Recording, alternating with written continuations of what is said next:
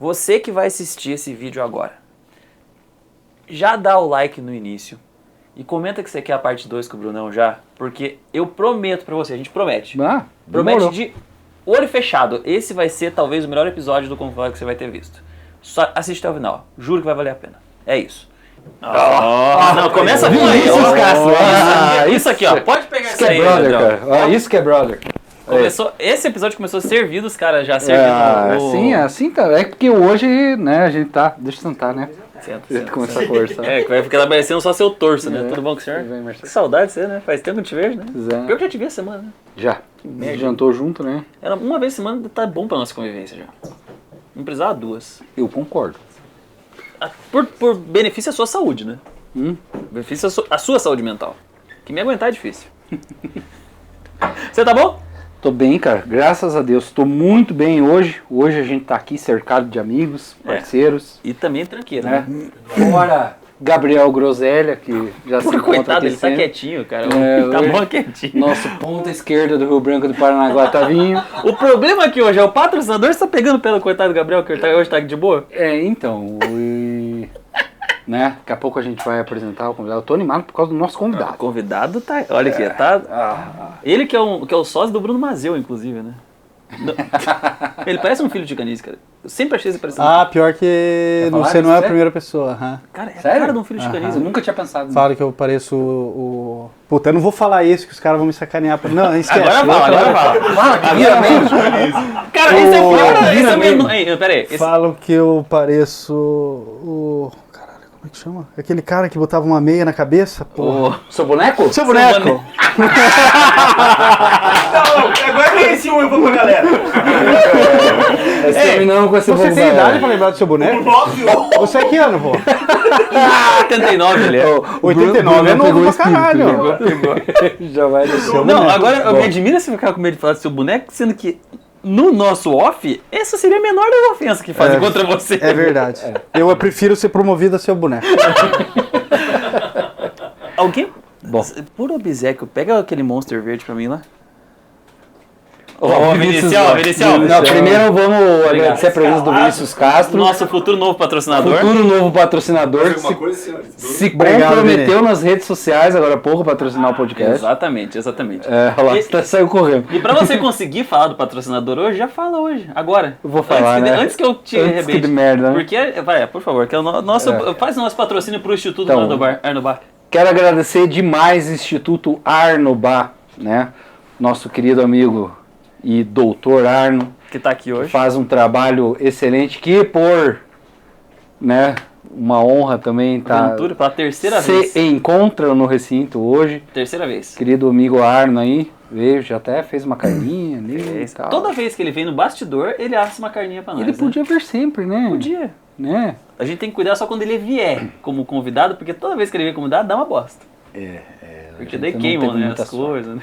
Mas quero falar, né, que o Instituto Arnobá, né, o Arno tem um trabalho sensacional aí com novos advogados, né, uma orientação de carreira para o pessoal, também questões relacionadas, né, a toda a legislação trabalhista, enfim, cursos, não dá, cara. Tudo.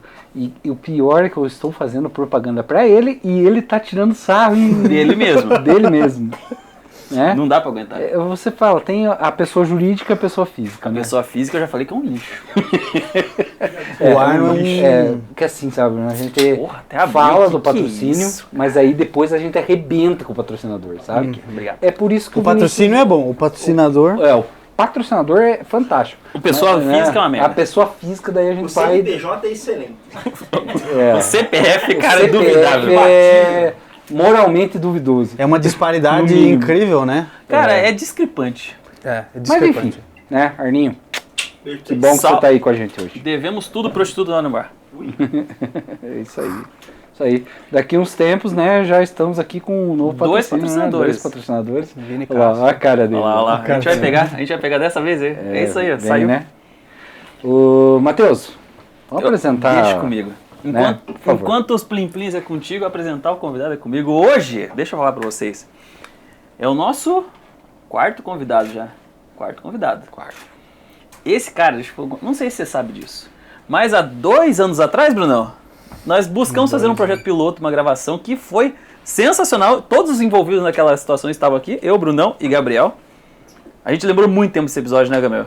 Foi sensacional. E hoje temos a honra do cara que tem uns trabalhos artesanais mais incríveis que eu conheço. Eu, como artesão, também posso falar. Que é o Bruno Truitt, que é o artesão de memória, tá aqui com a gente hoje. Veio bater um papo, trocar ideia de todos, falar besteira. Que vamos falar besteira. Você lembra que quando a gente resolveu fazer o podcast, a gente falou, puta, tinha que convidar os brothers. A gente falou, da hora de você. Muito obrigado por topar vir aqui com a gente hoje falar. Obrigado pelas amáveis mentiras. Ah, teu cu, velho. A gente puxa o saco agora pra sentar além depois. Se você começar com ser mais mentira, você vai tomar uma porrada aqui, velho. Você vai ser tratado como seu boneco o resto do podcast. É uma promoção pra mim, eu aceito isso aí. Você tá dando glória, né, cara? Seu boneco. Dá pra piorar, né? Depois tudo você já teve. Depois tudo que o Alexandre já falou pra ele. Seu boneco é uma benção. Tá light, né? Tá suave. Brunão, conta um pouco da sua história pra galera que tá vendo aí.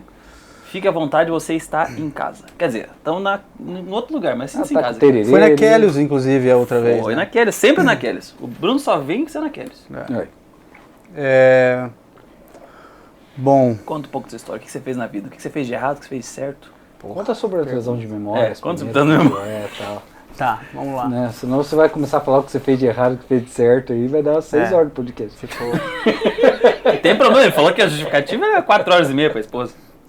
Eu conheço vocês de 2019 pra cá, 2019, tá. Exatamente, pô.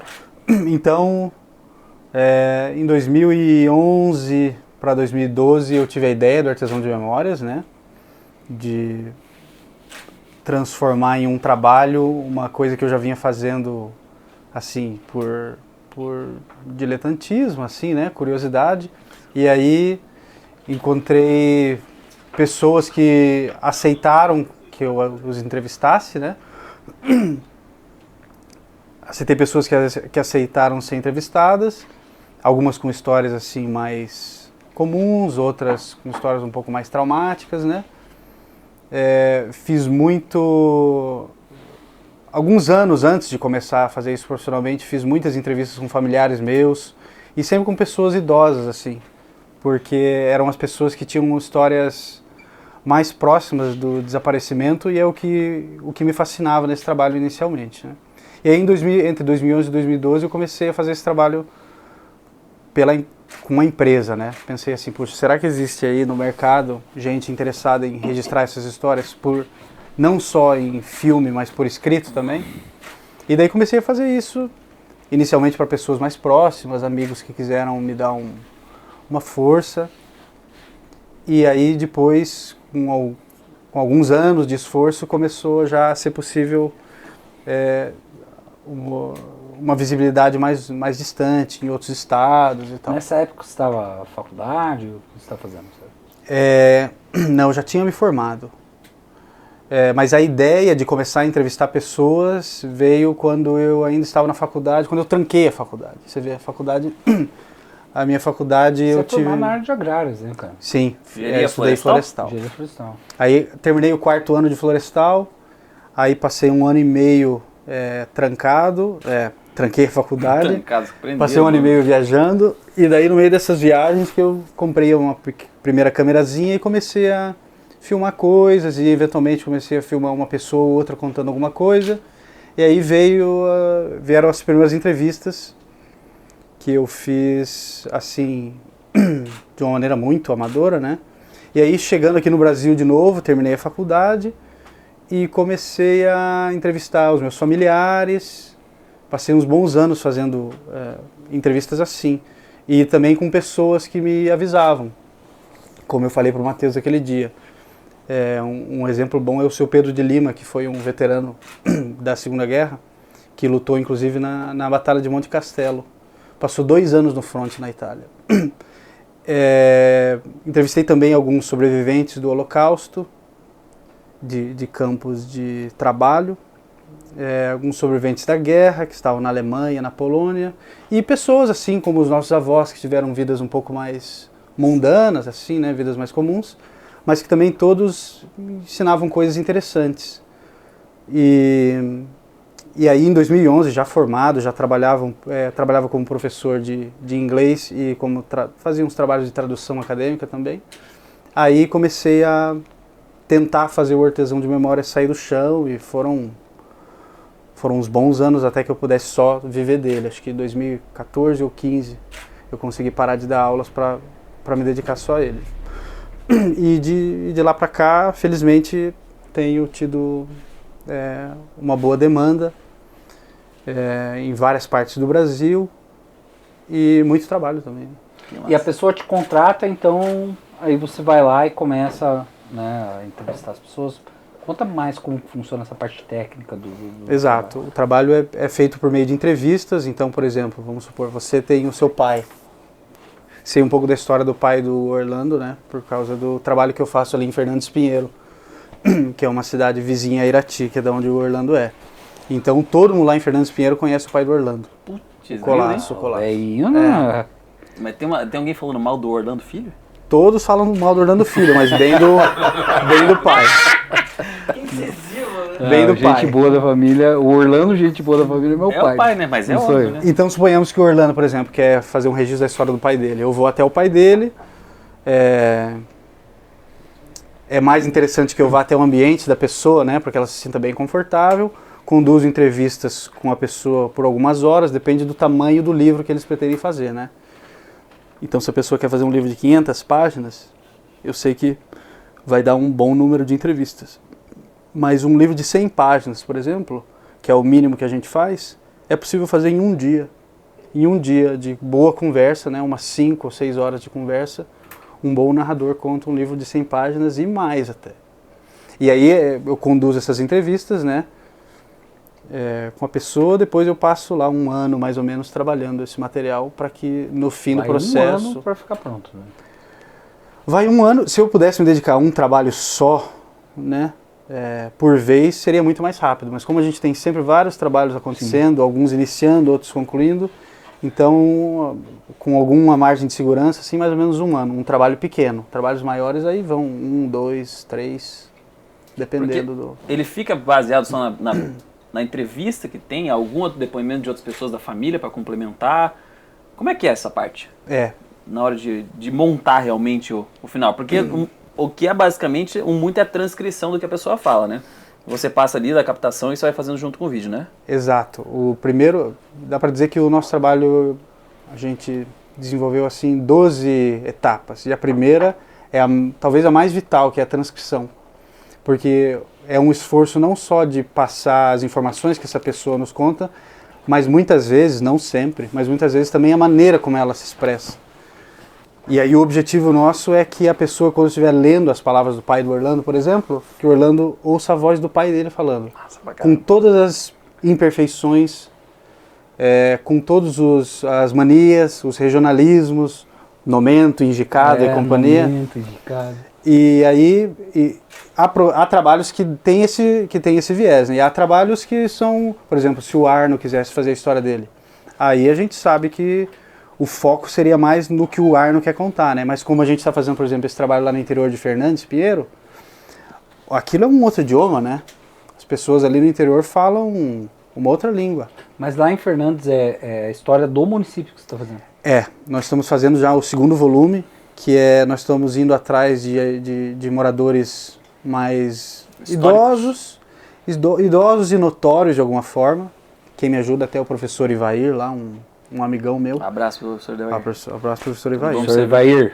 O professor Ivair não faço ideia que seja você, mas um grande abraço. O professor Ivair começou como um cara que me guiaria pelas comunidades do interior e acaba sendo um entrevistador melhor do que eu ali no meio do interior, né? Porque ele conhece as pessoas, conhece o lugar, conhece a geografia, conhece a história de todo mundo, então ao invés dele me auxiliar, eu que auxilio ele no fim, porque ele é um cara muito bom, também muito inteligente. Tem um rapport grande. Ele senta a gente vai naquelas casinhas no interior lá, as pessoas nos recebem porque está o professor Ivair junto. Sim. Então a gente senta ali. É um cartão de visita já. Nós, né? E ele realmente tem é um cara muito popular lá. Legal. E aí a gente é bem recebido e pega esses relatos de pessoas que estão lá no interior que falam uma outra língua. Se eu tivesse boa memória, que eu não tenho, Eu lembraria de uma meia dúzia de palavras que eles usam que o Orlando talvez saiba. Mas pra mim era... sabe o que é uma salumbaia? Samambaia. Mentira, solumbaia. Samambaia. Samambaia. O que é um indicado? O que é um cara indicado? É o cara meio... Como é que é? Meio porreto, meio levado. Isso. O que é um cara nomento? Nomento que fala besteira, tipo o Matheus. Assim. O Matheus é nomento. É nomento. Já foi pior. Já foi pior, ele melhorou um pouquinho agora. Eu fiz um retiro espiritual. Comigo, ele começou a ter um pouquinho mais de classe. Então, nomento, porque fala nome, né? Fala muito nome. O que é nomento? Não, eu passei Você perguntou uma vez, né? Eu respondi na hora. Eu fiz uma postagem sobre isso e você foi o primeiro. Eu sei os dois. Você não conta, né? Não, mas também ele tava lá dentro do negócio. Mas e o que eu ia dizendo? Eu perdi o fio da minha meada. Não, você estava falando do rapport, né? Dos caras. Mas o que você citou no momento, é como se estivesse ouvindo a pessoa. Exato, esse é um esforço em primeira que a gente pessoa que faz? Em primeira pessoa. A gente fez agora... que da hora. Fizemos um trabalho para a família do César. Olha, César Menini. Cezão. Cezão, estamos esperando você aqui. Foi minha primeira experiência em terceira pessoa. Foi minha primeira experiência de tentar falar com a voz de um narrador, que foi um trabalho bem... É outra natureza, assim, sabe? Você tem que usar uma outra parte do cérebro. Mas, em geral, o nosso trabalho é botar no papel as tuas palavras, para que daqui a 100 anos, alguém que abra aquele livro se encontre com você, sem intermediários. Você contando a sua história nas suas palavras. Como é que vai fazer com o Pelé? O Pelé vive falando dele em terceira pessoa? É mesmo? Sim. Boa pergunta. Ele falou, o Pelé, entende? Você não lembra disso aí? Vocês já viram isso? Cara, falando nisso... Como é que tá o Pelé, você que tá mais ligado no futebol? Tá bem, ele tá fazendo um tratamento um pouquinho sério, né? Diz que ele tá reconhecendo umas pessoas, passou no hospital um tempo atrás, né?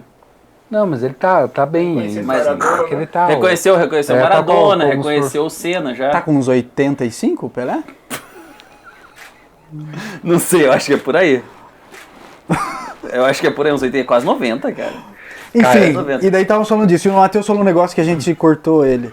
Mas dependendo do... Não, a gente cortou não, eu acabei com o assunto, na verdade. Dependendo da pessoa, a gente traz narradores auxiliares, né? Então, por exemplo, se o Colasso, lá de Irati, fizesse uma história, o cara é tão conhecido que a história dele é bem contada por ele, mas melhor contada pelas pessoas que fizeram parte da vida dele. Porque tem a visão externa de como as pessoas veem essa pessoa. Exato, que às vezes legal, é mais lisonjeira, mais positiva do que a maneira como o próprio cara se vê, né? Mas a pessoa não lembra também de tudo. Não lembra de tudo, difícil, tem né? Sabe que você falou disso agora, que é interessante. Lembra que eu falei no episódio de volta das nossas férias, que eu falei da minha impressão que eu tive da minha família. E esse é muito interessante. Eu sempre falei pra você que eu quero fazer no meu avô. Um dia vai rolar esse livro. Falou. E eu fui pra Mariporã, no interior de São Paulo, lá, e eu fui conhecer um pouco Mariporã, porque lá é uma cidade que meu avô ficou muito tempo lá. E ele construiu muita coisa. Ele é de lá? Não, meu avô ainda é de outro lugar de São Paulo, mas lá ele passou por um... Meu avô... Cara, não me lembro a cidade exatamente, qual que ele é. Minha família, por exemplo, meu pai é de Guaraçu, que é Paraná ainda, mas aí eu tenho irmãos dele que nasceram em Astorga, aí depois moraram em Mariporã, passaram por São Paulo também, capital, mas ele é do eixo do interior de São Paulo ali. Provavelmente é de Astorga ou de uma outra cidade. Minha avó é de Santo Antônio da Platina. E você conheceram aí no meio do rolê todo. Mas aconteceu isso no meio, que é interessante de ver. Tipo, muitas vezes quando a pessoa vai falar, eu nunca tive essa visão no meu avô, e lá muitas pessoas relataram. Então deve ser muito legal ver essa visão, porque o cara se enxerga de uma forma, mas a pessoa, na verdade, todos têm uma trabalha visão. com o legado dos outros. É muito né? massa, né? Materializa o legado dos outros, né, Bruno? Porque é uma coisa que inevitavelmente desaparece, né? Tudo que nós sabemos da nossa história e que não venha da nossa experiência, né, da história dos nossos pais, dos nossos avós, a gente sabe 1%, porque todo o resto sempre desaparece. Cara, então era importante que houvesse mais pessoas que se interessassem em se dedicar a isso, porque é uma demanda impossível de suprir, né? Sim. E o legal é dar esse palco, esse holofote, para pessoas que são importantes ali, né? dentro do ambiente delas. A gente fala muito nessa questão de você ser famoso e você ser importante. Os famosos, né? Sim, famosos importantes, lógico. Né? Você pega Mandela, né? Martin Luther King, Papa Francisco, são pessoas que são famosas e são importantes. Mas tem muita gente famosa aí com biografia que... Puta merda. Que não vale nada, né? Não. Mas vamos dizer a verdade. Você pegar pessoas importantes, às vezes, seja para a família, para aquele... Igual o teu avô, você falou, né? Teu avô construiu casas lá e tal. Porra, o teu avô é importante pra cacete pra um monte de gente lá. Sim, e cara, isso ia falar, porque eu naquela época já falava, pô, queria que fizesse um do meu avô. Mas hoje em dia eu acho que já falaria diferente, fazer do meu avô, mas a gente ir junto lá pra Mariporã e escutar o que o povo tem a falar dele. Cara, porque é incrível. É o legado incrível da pessoa, o que as pessoas têm de visão dele, assim. Ia ser muito mais. Agora vamos falar um negócio. Conta a história de pessoas que nunca foram cantadas. Ainda bem que não vamos contar a nossa passada, porque tem uns podres do Orlando, tem uns podres meus do nosso passado, que é terrível. Achei que você ia falar só do Orlando. Eu ia te corrigir, eu não preciso quebrar sozinho, né? É que eu não posso, eu não posso fazer o seu sujo falando mal lavado, porque os dois não dá pra... O Arno, então, pelo amor de Deus, imagina que o cara vai contar as histórias do Arno que ninguém sabe. Não, melhor não. O Arno vai ser proibida pra menores de 25 anos. Ou de 57. De 55 pra hora. De 55 pra hora não vê. Não pode contar porque tem segredo de lei, né? Advogado do cliente. Não é bem disso que a gente tá falando. É a pessoa física o problema. Arno, falando nisso, o Arno queria... Desculpa. Falando nisso, o Arno quer fazer uma pergunta pro Brunão. Por favor, como é o patrocinador, ele patrocinador a gente deixa, né? Deixa, isso. Cara, qual foi a história mais marcante que você escutou dos sobreviventes da Segunda Guerra, seja dos campos de concentração, seja das pessoas que lutaram na linha de frente? E qual foi a história mais marcante que você usou um termo muito interessante, pessoas mundanas com histórias comuns? Você diferenciou bem esses dois públicos. Qual foi as histórias mais marcantes desses dois públicos que você teve? Puxa vida, boa pergunta, hein, Arno? Como eu falei, a minha memória tem estado bem ruim. Você pegou na memória do cara que é ruim. Ele é o artesão de memória, Mas por isso que ele escreve, né? Você não pode levar a cabeça. Exatamente, o pessoal brinca, né? O artesão de amnésia. Eu gravo, né? O artesão de amnésia, não lembra bosta nenhuma. Mas assim... Patrocínio Alzheimer. Mas é que o negócio... Por isso que é importante escrever, né? Aquele paralelo da uva que a gente fez, aquela outra lá. Eu não lembro. Hoje eu faço, porque é muito bom. Eu não lembro, porque a memória é ruim também. Eu já falei pra você que minha cognição ficou uma merda depois do ano passado. A gente ouve uma história hoje e nos impacta. Dali a um mês a gente não sabe contar a história do mesmo jeito. Você consegue contar a história da uva ainda? A da uva eu consigo, mas muitas das histórias que eu ouvi desse pessoal da Segunda Guerra, eu vim pensando nisso hoje. É muito difícil pra mim lembrar, cara. E essas histórias estão numa caixa e se pega fogo ali, a história dessas pessoas foi embora, porque algumas delas não tinham registro nenhum da própria história. Eu lembro da dona Bolka Kowalczuk, acho que era o nome dela. Morava ali indo para o Parque Barigui, perto da Mariturim. Ela não esteve bem num campo de concentração, mas ela foi o que havia na Segunda Guerra daquelas meninas polonesas que foram usadas como servas, assim, escravas, durante a guerra. Então ela, se eu não me engano, ela serviu a 2 famílias.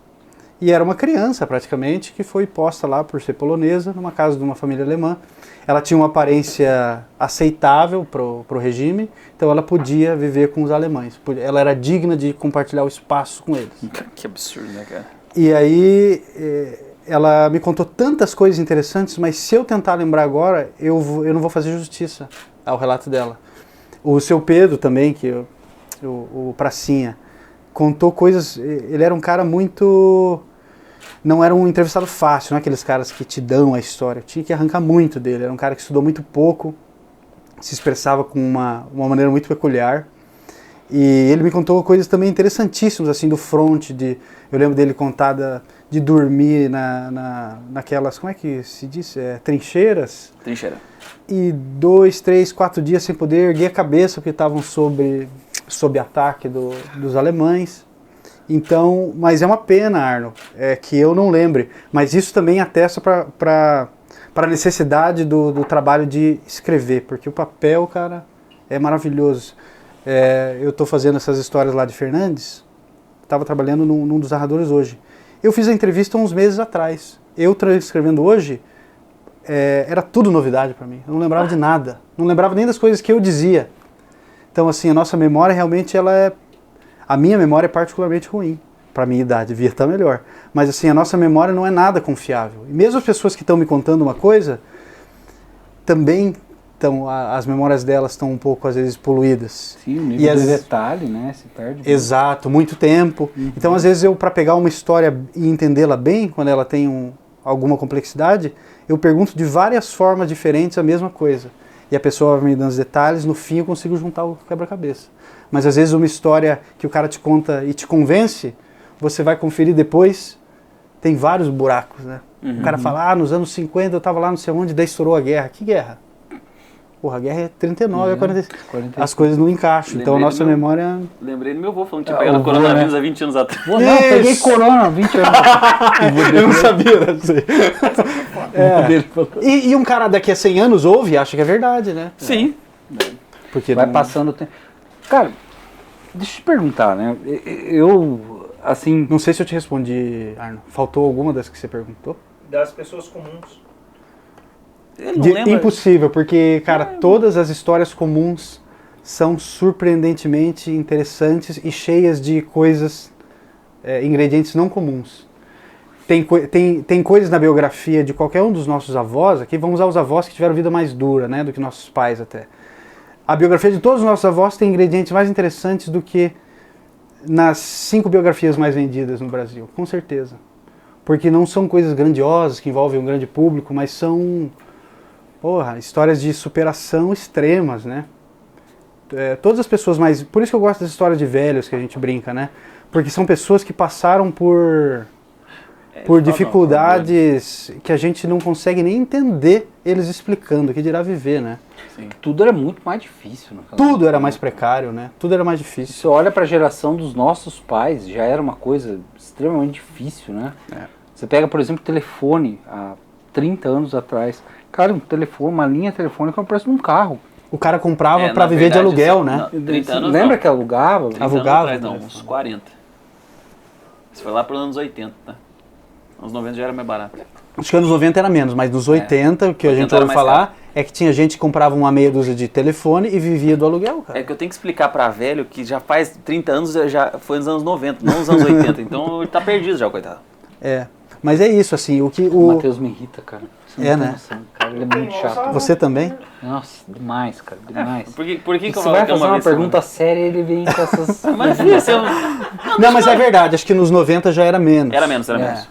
Mas era caro. Era caro. Caríssimo. Era difícil eu imagino de conseguir que fosse, ainda. Né? Ainda era difícil. Era complicado conseguir. Hoje é muito mais fácil você comprar um iPhone da última geração, o último, sei lá, nem quanto custa. Não, do que comprar uma linha 12 mil reais, do que comprar uma linha telefônica 30, 40 anos atrás, cara. Uma pergunta sobre as histórias. Desculpa, eu cortei você. Você ia fazer uma pergunta. Eu tava perguntando, dá pra você dar licença? Por gentileza? Mas, na verdade, é muito em cima disso, né? São gerações. Então você vem a geração dos nossos avós, aquela dureza, os nossos pais também, né? Aí vem a nossa geração hoje, né? Se a gente colocar aí, tudo bem que tem uns 10 anos. Não vem com essa, não vem com essa. Vocês têm 10 de diferença? Tem 12 de diferença. 12. 44? Ah, toma tu. 43? 42. Você é de 80? 79. Então é 43 você vai fazer. Não, vou fazer 43, não fiz. Não. Tá indo pro 43. Eu sou de 90. Tá, o que tem de relevante, Matheus, em tudo isso? Mostrar que você é de 79, você é dos anos 70 ainda. Aí então, assim... O Brunão também é dos anos 70.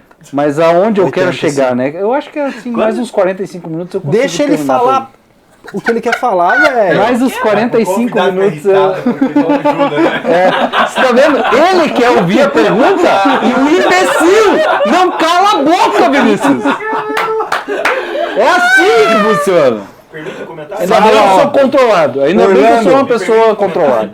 Me perguntaram Razoável. E falaram assim, aos ouvintes, por favor, não atrapalhem, sendo que o próprio cara do podcast atrapalha. Mas eu sou o próprio cara do podcast, eu posso, foda-se. Você tá atrapalhando o cara. O foco é ele, não você. Fala, Orlando Colasso. Palavra do patrocinador. Eu não posso atrapalhar o Bruno, o Orlando eu posso. Chora, minha viola. Tá. Cara, esse episódio tá virando entre a loucura, a seriedade e a descontração. Tá ótimo. Melhor episódio do E o Matheus. Que é uma loucura. E ofensas gratuitas ao Matheus. Isso. Desculpa, vai. Pode? Que eu vou ficar em silêncio 5 minutos. Por favor. 5 minutos. 5 minutos. Põe no cronômetro 5 minutos, por favor. Matheus. Não, porque daí agora o Arno me... Imagine que os dois conversando, é o professor Raimundo e o seu boneco. Eu já volto. O Zacarias! O Zacarias é o boneco. Arno, vai ver o fogo lá se tá bom aí. Enfim, O Otávio pediu tempo até, velho. Fala, Orlando, eu quero ouvir tua pergunta, cara. cara... É porque foi com ele. Tá. 5 minutos. 5 minutos da minha parte. Não. Vocês fazem eu perder toda a linha do raciocínio da pergunta, cara. É impressionante. Mas fazer o quê, né? Faz parte, Bruno. O que eu, na verdade, queria perguntar é o seguinte. Nossos avós, né? Tal, nossa geração. E hoje nós vivemos uma coisa que o Bauman fala muito, né? Zygmunt Bauman. Ele fala sobre, né, a modernidade líquida das relações. Ele fala sobre relações líquidas, que ele faz esse relacionamento, né, com o líquido porque é muito volátil. Enquanto nossos avós, nossos pais viviam relações mais sólidas, trabalharam basicamente sempre na mesma empresa, mesmo casamento, né, as relações eram mais sólidas, relações sociais de amizade mais sólidas. Hoje as pessoas dentro né, do contexto de estarem conectadas online hoje, né, o cara chega e fala, nossa, eu ganhei 100 amigos no Facebook, no Instagram hoje. Cara, não são teus amigos. Não são nem teus conhecidos, nem né? teus conhecidos. Muitos nem conhecidos. Né? Então, assim, hoje se dá muito pouco valor para essas relações offline, digamos assim, que é o que você conta, né? Você está contando ali para essas pessoas que o Arno até falou, né? Mais comuns, né? Que não são famosas, mas você está ali dentro do contexto das pessoas que conhecem elas, né? Você está trazendo algo para elas ali que não existe valor para isso, de tanto que vale, né? Assim, é muita coisa. Você acha que isso, como que fica isso aqui para 10, 15, 20 anos com essas próximas gerações que vêm? Você acha que esse pessoal vai querer saber realmente de onde veio, quem é, quem não é, quem foi seu avô, quem foi sua avó, como que sua mãe viveu, qual que era a dureza da época?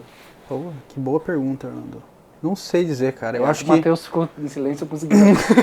Eu acho que é uma... Eu tô respeitando, tem mais uns minutinhos. Tem mais 2 ainda. Eu acho responder agora. Eu acho que esse interesse pela própria história vem nas pessoas em geral com um pouco mais de idade. Sim. Os clientes que me contratam hoje, que são pessoas de uns 50, 60 em geral, para fazer a história dos seus pais, talvez, que tem já os seus 80, 90, eles falam, eu sei muito pouco, porque eu, quando jovem, não me interessei. Então, daí eu vou, né, entro na história desses octogenários. Como que é pessoa de 90 anos? Nonagenários, provavelmente. Nonagenários? Provavelmente sim. Linda palavra. E aí, eu descubro coisas que os filhos não sabem, coisas bem elementares, assim. Porque as pessoas não tinham... Primeiro, outra coisa, né, Orlando? As pessoas, antigamente, não tinham tempo de conversar. A vida era tão mais manual, sim, ela envolvia... Principalmente no campo, a vida envolvia uma trabalho... Rotina, né, de muito trabalho. Pesada, massacrante mesmo. Então as pessoas tinham lá o domingo à tarde para bater um papo e olhe lá. Então, a gente tem um pouco de ilusão que as pessoas antigamente conversavam mais, sabiam tudo. Eu tenho a impressão cada vez mais que não era. Voltamos aqui, né? Esquentou a câmera e agora vamos voltar aqui. A gente estava falando sobre, principalmente, a parte das gerações, que muitas vezes as mais velhas não hoje se interessam ou vão se interessar pela história dos seus pais depois que ficam mais velhos, né? Isso. Então, por favor, depois eu complemento. Então é uma coisa bem comum que as pessoas falam, eu gostaria de ter pego mais sobre a história, né, sobre o nosso passado, mas na época eu não me interessei e os adultos não gostavam muito de falar também. Tinha aquela coisa isso aqui não é assunto de criança, né? A gente ainda pegou um pouquinho disso, né? Tem cultura, né? Conforme ainda a cultura, porque as gerações dos nossos avós, né, tal, são imigrantes diretos ou filhos de imigrantes, né? Exato. Então, dependendo de onde veio, né, tem aquele pessoal que não gosta mais de falar. Sim. Fica mais na dele. Ou que passaram por traumas e também não quiseram... Não trabalharam isso, né? E não quiseram passar adiante. Não queriam relembrar, né? E tem uma questão que eu penso também, que é o seguinte, até foi muito boa, cara, muito legal essa pergunta, porque assim, a gente pensa que muitas vezes as gerações mais novas não vão querer ter esse contato com os avós, com os pais, mas se a gente for parar para pensar historicamente, na verdade, gerações dos nossos avós, eles não tinham esse contato tão forte com os filhos, eram normalmente trabalho, muito filho, os filhos normalmente eram... É o que o Bruno falou, né? Não tinha aquela afetividade da família. Muito braçal, não né? tinha. E até o pensamento de filhos não eram os filhos para poder ter legado, ou pela afetividade, quero ter uma família, para dar carinho e amor, até porque normalmente os relacionamentos antigos eram um pouco mais frios nessa parte. Não vamos dizer seco ou cruel, porque não é o caso, mas é porque é a cultura da época. E hoje não. De modo geral, né? Não é caso não comum. Generalizando. Isso, exatamente, nada totalitário. Mas hoje não. Hoje, se você for ver, os pais estão muito mais ligados aos filhos. Principalmente a geração agora do Orlando, como pai, minha geração com os filhos. Hoje eu acho que é mais fácil ter afetividade, né? Almocei com a minha filha hoje. Ela tem compromisso das 10 às 11 e tal. E eu fui levar ela. Aí saímos de lá, era 11 e pouquinho, mais ou menos. Falei, filha, vamos comer num restaurante, num lugarzinho aqui que o pai faz tempo que quer comer? Ah, pai, o que tem pra comer lá? Ovo e bacon. É um negócio bacana aqui. Depois eu te mostro a foto. Eu vou aqui, ó. Vou mostrar a foto pra vocês do prato. Né? Depois eu mando pro Leandro pra ele colocar. Esse é o prato dela que ela comeu hoje. Meu pai amado. Aqui, Bruno. Isso é formação moral, né? Sim. E você vê, essa atenção que você teve com ela... Programinha só nós dois, ó. Isso é um conceito que nós lindo. dois. Eu acho muito mais novo esse conceito, por exemplo, do Orlando com a filha dele, do que antigamente os pais tinham conosco. E até mesmo meu pai comigo. Não existia. Você tinha isso com teu pai facilmente? Não. Nem eu com os meus. E olha que a gente é dessa geração. Meu pai é mais novo, tem 55 anos. A gente tava no... Esse tempo, agora, foi carnaval, eu acho, o último feriado que teve. A gente tava em Irati, daí querendo levar as meninas no parque. Aquela coisa e tal. Tá, leva, né? Ela saiu com as meninas, foi. E eu virei pra minha mãe e falei, mãe, me ajude. Eu não consigo me lembrar quando a senhora me levou numa praça, num parque pra brincar. Eu não consigo. E não é, minha mãe foi uma mãe maravilhosa. Né? Minha mãe é a maior referência que eu tenho na minha vida junto com meu pai. Né? Como muda as coisas. E daí quando eu te perguntei é justamente por isso. Né? Essas relações elas estão indo por um lado, porque eu fui criado, né, pela minha mãe, filho de professora, lendo muito. Ela sempre incentivou leitura, essas coisas. Hoje como é difícil você pegar as crianças para ler. Né? O que quer que seja, as crianças, né, dessa geração novinha, ali está com 8 e tal. A dificuldade que se tem para fazer isso. Mas eu tava, né, dentro de tudo isso, ó, viagem que eu tô dando aqui, né? Eu tava conversando com a Liz e com o meu afilhado, o Leonardo, que é um ano mais velho que ela. E a gente tava falando sobre vários assuntos ali e sobre leitura. Caiu na leitura a conversa. E eles, né, porque não sei o quê, cada um com o seu tablet na mão, aquela coisa, né? Hoje a tecnologia, eu acho que ajuda por um ponto e estraga por outro. Eles não gostam de ler? Quantos anos eles têm, Orlando? 8 e 9. Como que tá essa galera? Eles querem mais o tablet? Difícil. É tablet. É o que Mas chama eles atenção. leem no tablet? Mas é o que chama atenção, né? É mais Né? atrativo. Então aos esse olhos, né? hábito de leitura com a Liz, por exemplo, né, minha mais velha, eu tento implementar nela, e aí eu comecei a contar histórias para eles. Né? Por exemplo, meu avô, né, pai da minha mãe, né, o vô ele levava todo dia jornal para casa, a Gazeta do Povo e a Tribuna. Né? E daí eu falei, quando eu tinha a idade de vocês, eu li o jornal inteiro. tudo.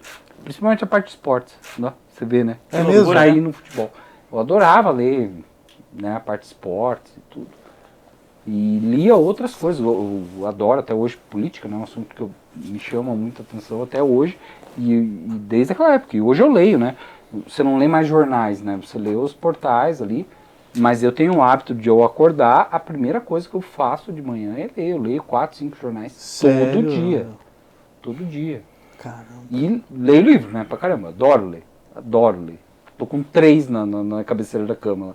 Que eu tenho essa mania de ler 2, 3 livros ao mesmo tempo. Ao mesmo tempo. E como que hoje é difícil você fazer isso. Daí eu penso num trabalho igual o teu. É um trabalho tão valioso.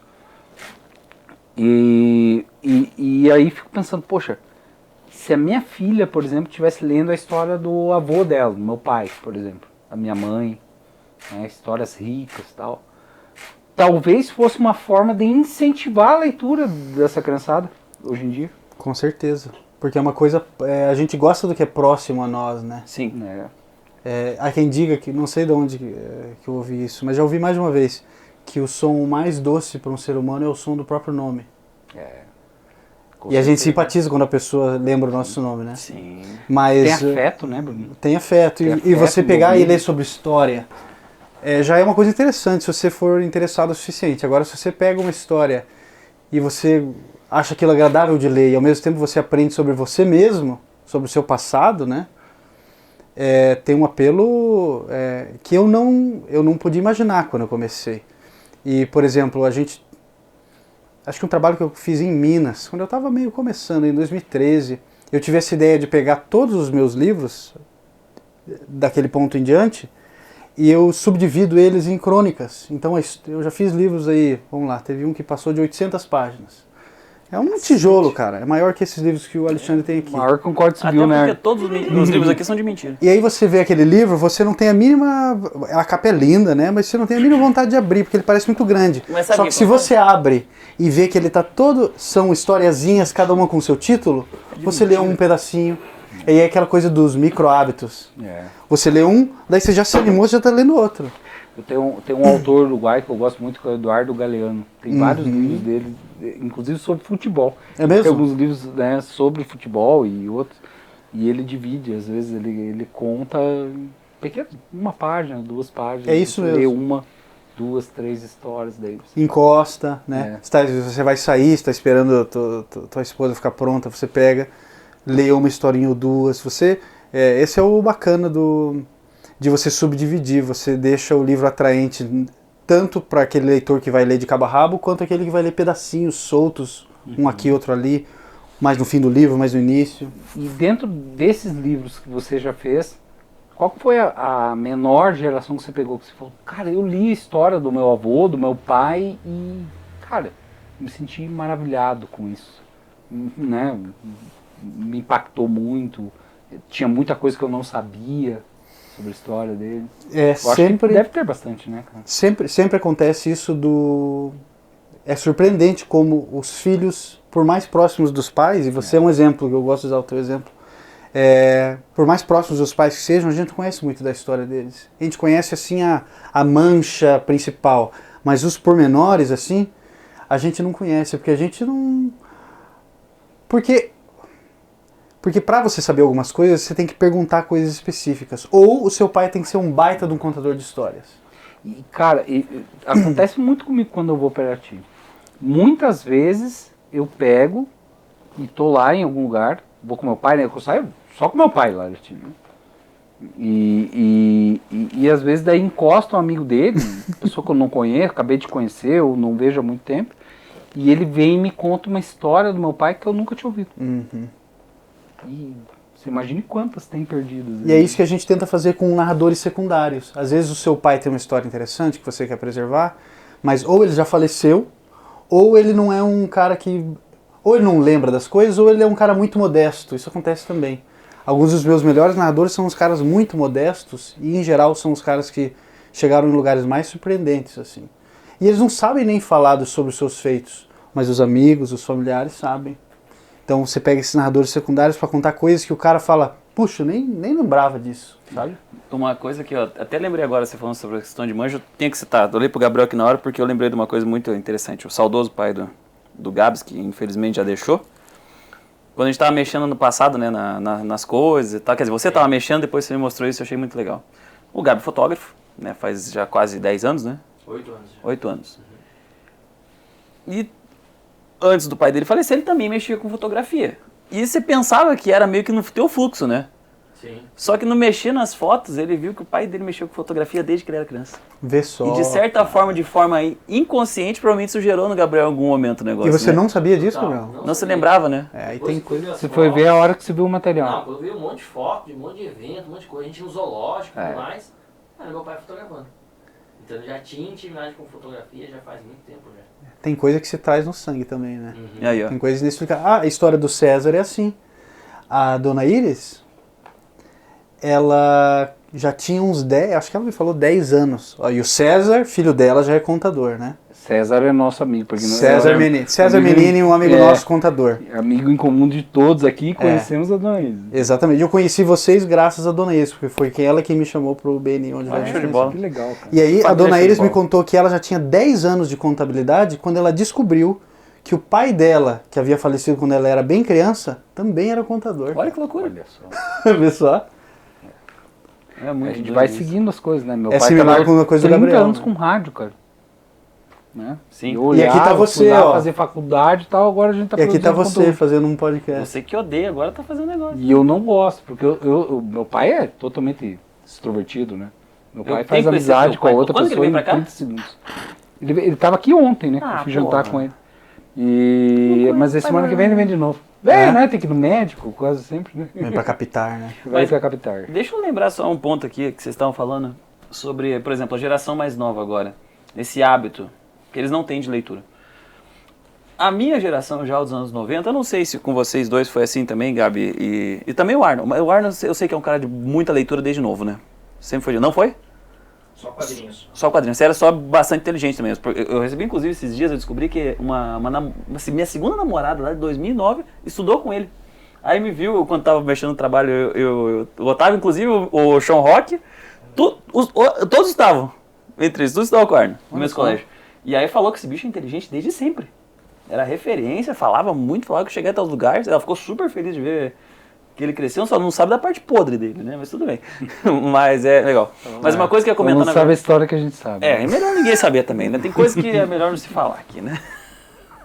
A cara dele de paspalho, né? Você estava elogiando demais, eu quis Tem que dar um chute, né? A gente dá um beijinho e chuta depois, né? O outro, cara, que horrível. Mas uma coisa que eu ia falar, na verdade, é sobre esse perfil de consumo. Por exemplo, a nossa geração já não foi muito de ler, no geral, quando nova. Mas né? é que teve um grande motivo, né, Matheus? O advento da computação veio muito forte também. Não, outro, vou deixar vocês falarem. Eu tava falando sobre isso esses dias, Arno. Por que a gente não gostava de ler na escola, Arno? Playboy. Não meu é? Deus, cara. Sabe por quê? Não dá Você achou asa que ele ia pra... responder, né? Não Eu dá achei asa que ele pra ia falar uma cobra. coisa. Não dá asa pra cobra. É porque quais eram os livros que a escola nos fez ler quando crianças, Chato cara? pra cacete. Dom Casmurro. Filha da puta, Dom Casmurro. Esaú e Jacó. Não, mas é pra Leão de para o chácara. cara de 40 anos, não de 15. É. Porra, a gente achou... Quando a gente começou a ter essa vontade de ler, nos apresentaram esses autores que eram ótimos, Pra mas outra não para uma geração. criança, exato. Eu acho que é assim. E aí, vendo isso, por exemplo, a nossa geração já não foi... Já foi uma geração com uma introdução à tecnologia forte. Nós foi a primeira geração que já, com a infância, tinha computador. Não a minha. Hã? Não a minha. Mas é óbvio, né, Orlando? Eu comecei a mexer com computador na faculdade. Mas Na claro, você é mais faculdade, velho, cara. Orlando. Não. Cara, hoje eu fico olhando, por exemplo, faculdade de Direito, né? O Arno é advogado aqui, ele pode me atestar isso. Orlando, você Ele tem fez- 43 anos, cara. Eu tô falando que ele tem 30. Não, mas eu tô Mas impressionado eu tô- que ele tenha mexido no computador só na faculdade. Claro, isso aí foi os anos 90. Só na faculdade, cara. Não tinha acesso. Porra! Não tinha, ainda mais interior tal. Ah, tal. o interior é uma... Foi isso aí, foi E aí o 99, que acontece? Que é o mesmo ano que eu Eu, na comecei. época da faculdade, eu ia fazer um trabalho, eu tinha que ir na biblioteca, 6, 7 livros abertos, fazendo o trabalho 99 também? nada eficiente, né, cara? ali. Fazer, né? Hoje o cara, Arno, tô mentindo? Não. O cara entra no Google, Tem tudo lá. tá Tudo. pronto.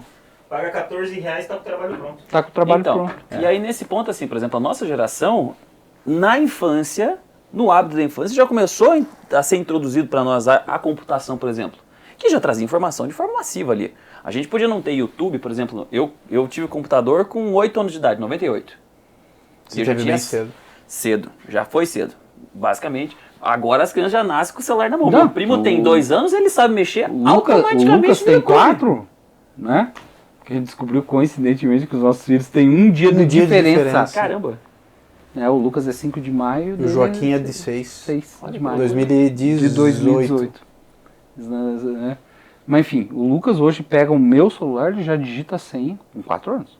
4. Digita a senha e tal, vai lá e faz. A gente cuida pra ficar pouco tempo, né? É o tempo mais ali, né? E existem momentos para isso.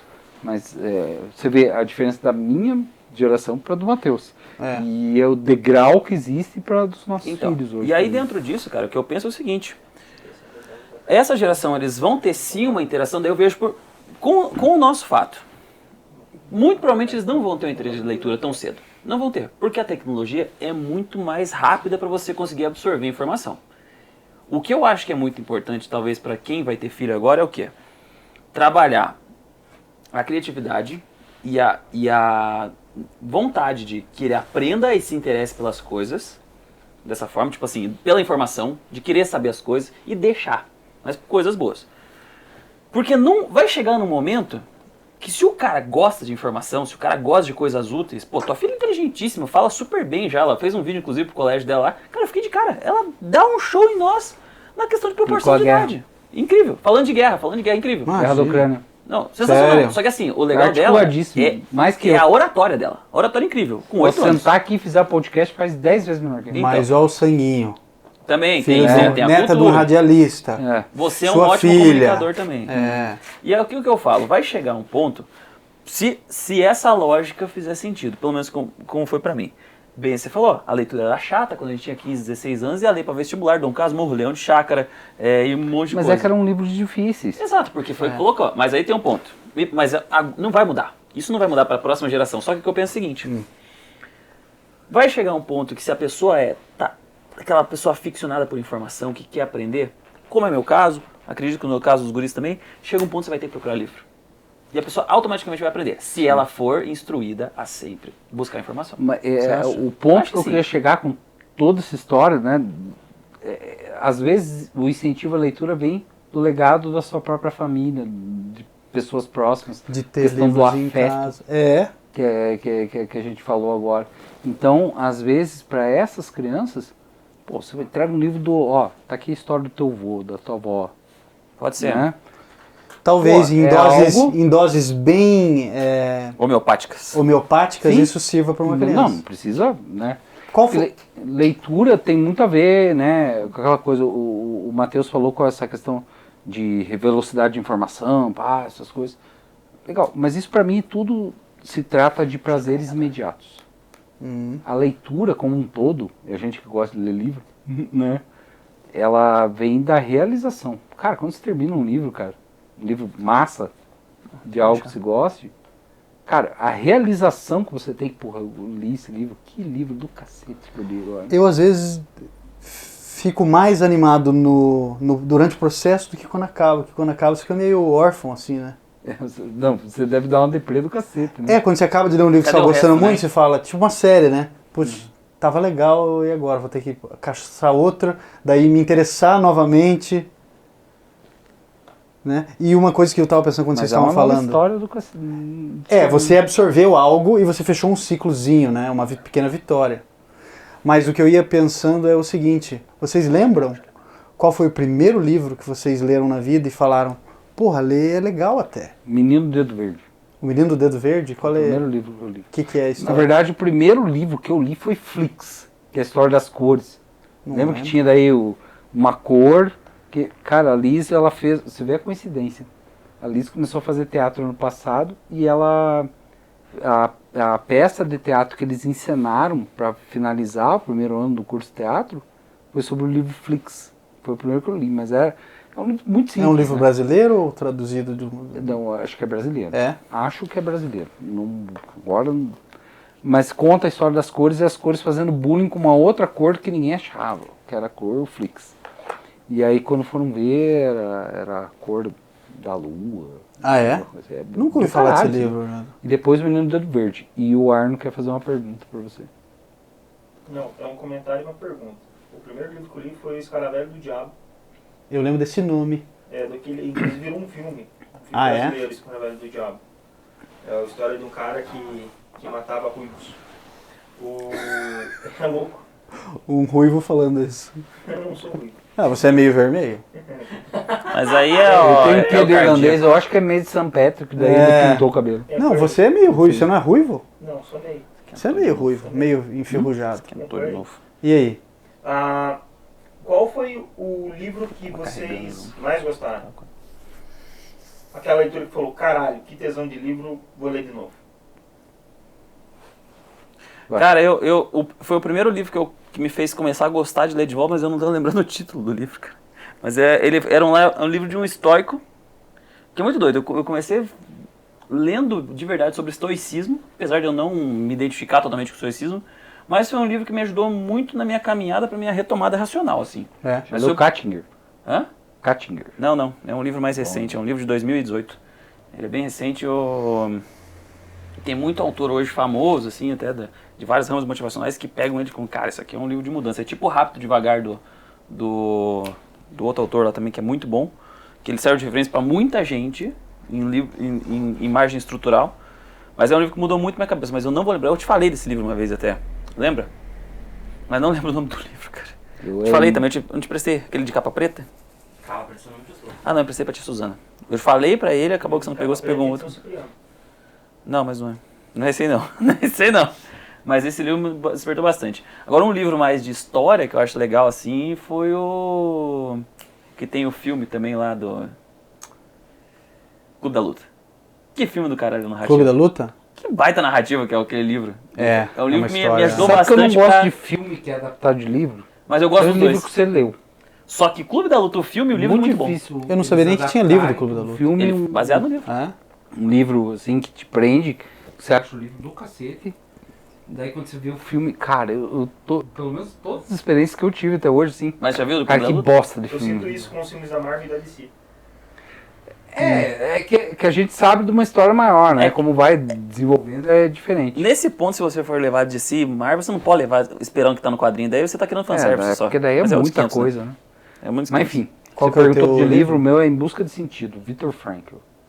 Sobre? Viktor Frankl, ele é o pai da logoterapia, né? Que é uma das escolas da psicoterapia. E ele conta a história de vida dele, de como ele desenvolveu a logoterapia.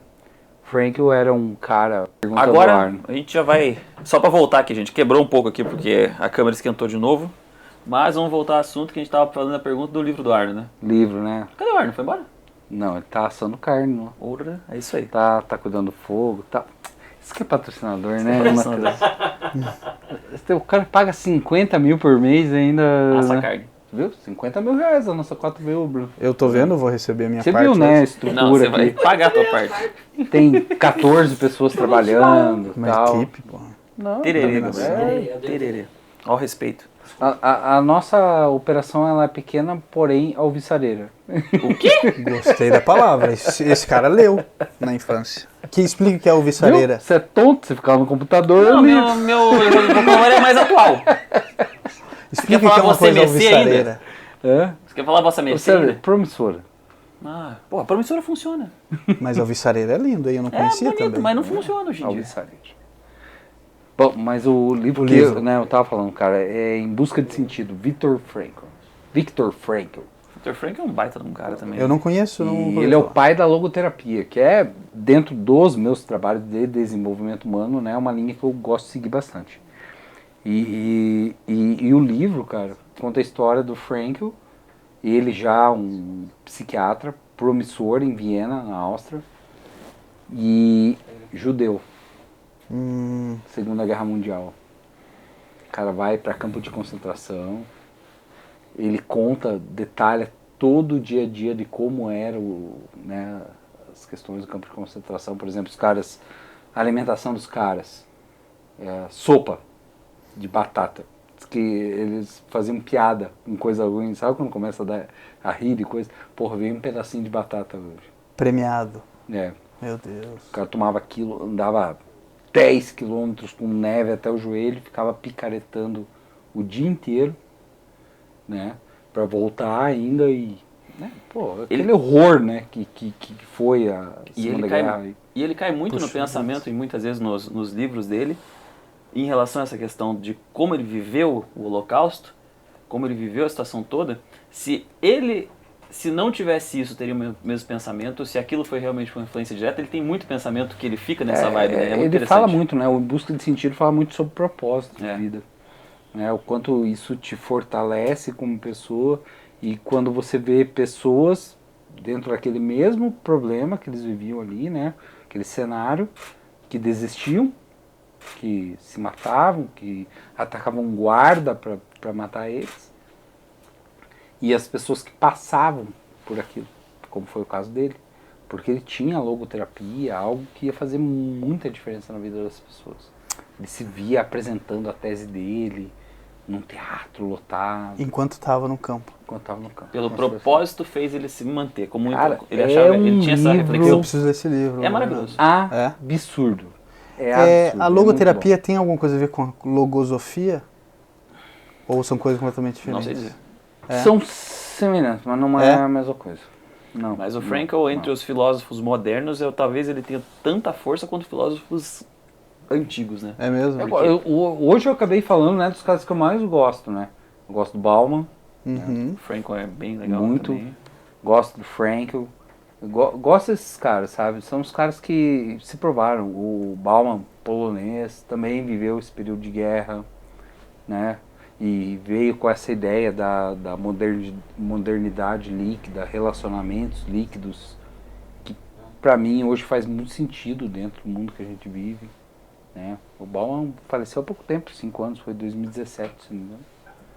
E são pensadores assim que eu acho que para quem puder ler alguns livros deles, assim, te traz assim algo tão importante quanto é o teu trabalho, né? Para quem você faz, para a família daquelas pessoas, é impactante assim de alguma forma. Eu acho do cacete, assim. Cara, leitura pra mim é um negócio legal. Você viu que eu fico preocupado que os meus filhos têm dificuldade de leitura. Mas eu acho que no tempo certo eles vão ler ainda, pode ter certeza. Eu não sei, porque a minha mais velha tem 6 e ela adora tablet, esses negócios.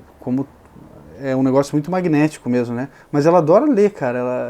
Eu acho que o tablet ainda não conseguiu, talvez vá fazer isso, infelizmente, mas ainda não conseguiu desestimular ela do livro em papel. Ela adora livro em papel. Tomara que mantenha o interesse, né? Mas mesmo que ela vá para o tablet, porque, querendo ou não, é a tendência digital, até por inúmeras questões, mas se o tablet já for um instrumento de leitura para ela, como para muita gente o importante é o hábito. Eu sei que tem a questão histórica, tem a questão cultural, tem a questão do hábito do livro de papel. Muito apego, né? É apego. Como que é o nome daquele tabletzinho lá que tem? Kindle. Maravilhoso. Cara, eu não consigo ler naquilo. Eu nunca experimentei. Não consigo. Eu gosto. Pior que eu gosto. Diz que ele tem uma luz própria, né? Tem uma luz eu muito mais gosto de confortável. pegar no livro, olhar. Eu sou muito antes de começar a ler o livro. Eu vou no comer, volto. Né? Eu tenho uma relação com o livro. Eu vou te falar, eu gosto do livro pra caramba. Só que aí tem uma questão minha pessoal, por questão de, por exemplo, trabalhar com acessórios, essas coisas, eu tenho muito problema, às vezes, por exemplo, de ler, por causa do banco. Então, às vezes, segurar o livro me incomoda. É a posição, né? Não acho posição. E aí eu tenho muito problema. Sério mesmo? É foda, é difícil. Por segurar e tal, eu tenho que ficar trocando. Eu tenho as duas mãos, aquelas daí. Velho, né, Bruno? Você tem ler nas duas mãos, Matheus? Por causa do banco. Na época do banco ainda. Você trabalhou muitos anos no banco? 4 anos e meio. E sempre a digitação, daí também depois continuou. Isso que eu faço alongamento, tudo isso, mas eu tenho um pouco. Aí o tablet ele é mais confortável, o computador também, por quê? Porque a tela tá ali, eu posso manter minha mão descansada. Me ajuda, né? Mas eu acho que assim, o mais importante é incentivar a ler. Incentivar a ler. Porta como, né? Né? Meus queridos, você podia voltar mais vezes, né? Voltaria, com certeza. Vai voltar então. Então vai voltar, tá conversado. Maravilha. Porque a gente tá com 1 hora de gravação. Por que se deixar? A gente vai gravar até amanhã. Tem muito assunto, eu acho. E eu Fazemos acho- outros dias, né? Vamos fazer. E eu quero falar que foi um prazer receber esse cara, né, cara? Cara, eu sempre falo, Tá doído agora, tipo, em cortar, mas aqui a gente tá com um tempasso também aqui já de gravação. Eu vou falar uma coisa pra você. Eu tava conversando com a Karina hoje, né, que a gente vinha gravar aqui hoje e tal. E eu falei pros guri agora há pouco até, você não ouviu. E eu trabalho com orientação de carreira, trabalho dentro da área. Eu conheço muita gente, né, network grande e tal.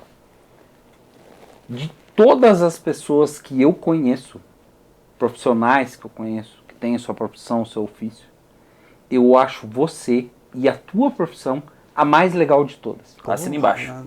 Mais legal de todas, cara.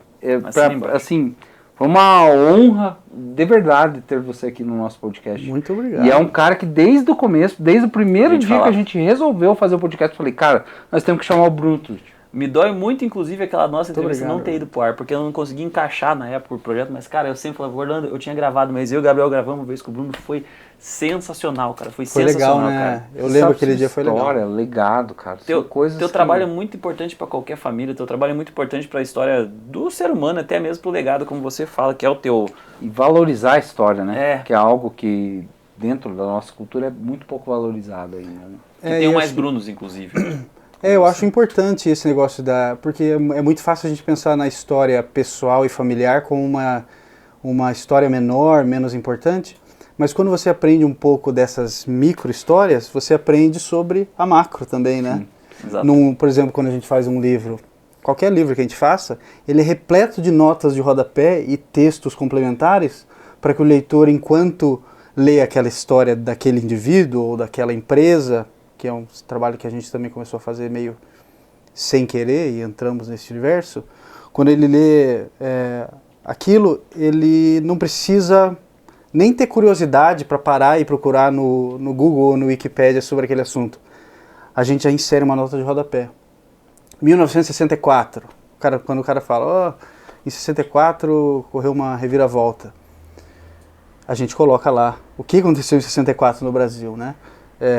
Quando o cara tá lá nessas histórias lá do interior e fala de um carro de boi e quebrou o fueiro do carro de boi, quem que vai ter a curiosidade de fechar um livro e ir lá no Google e procurar o que é um fueiro? A gente já bota lá, o fueiro é a parte não sei o que. Se ficar meio difícil de entender, a gente coloca uma foto de um carro de boi explicando o que é, para que o cara consiga entender aquela história sem ter que fechar o livro. Contexto, né? Entra no contexto, aprende mais sobre a história do seu lugar, do seu país, do seu continente, da empresa, das pessoas que estão envolvidas. Então,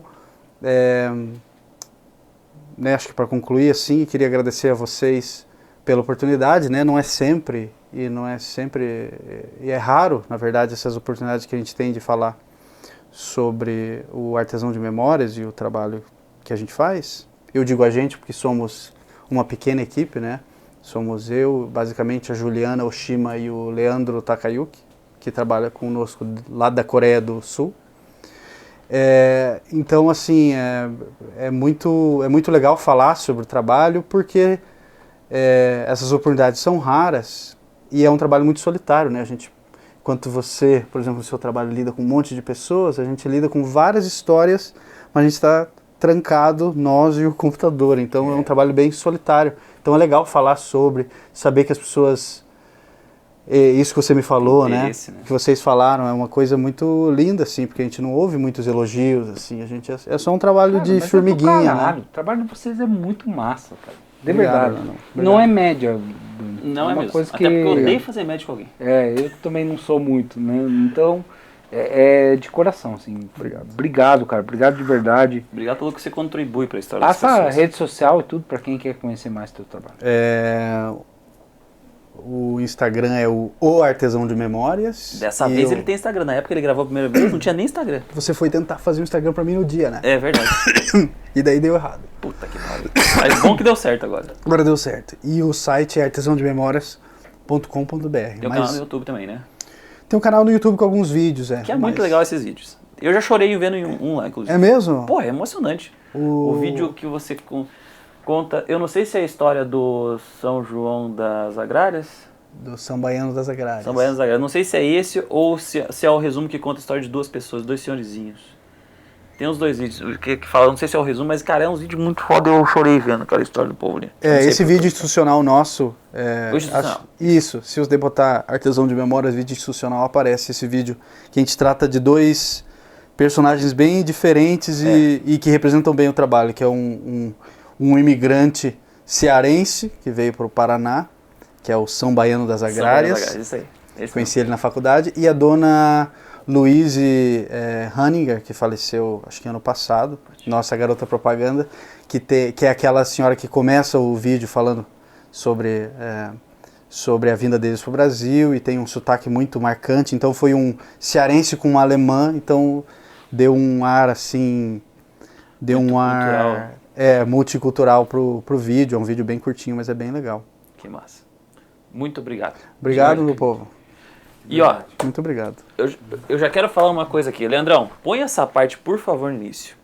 Você que vai assistir esse vídeo agora, já dá o like no início e comenta que você quer a parte 2 com o Brunão já, porque eu prometo pra você, a gente promete. Promete de olho fechado. Esse vai ser talvez o melhor episódio do Convoy que você vai ter visto. Só assiste até o final. Juro que vai valer a pena. É isso.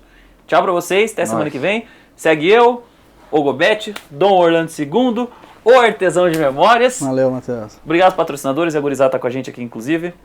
Até semana que vem. Tchau. Um abraço, meu povo. Um abraço. Fui. Leiam mais. Leiam mais.